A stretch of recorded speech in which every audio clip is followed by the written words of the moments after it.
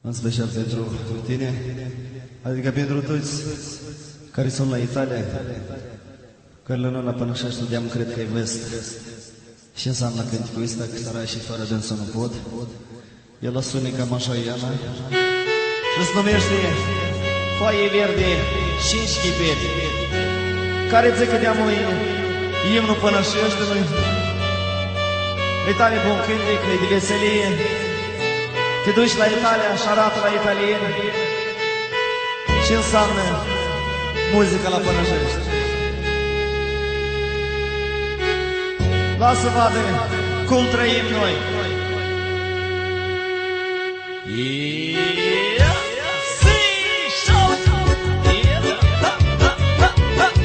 Așa, așa.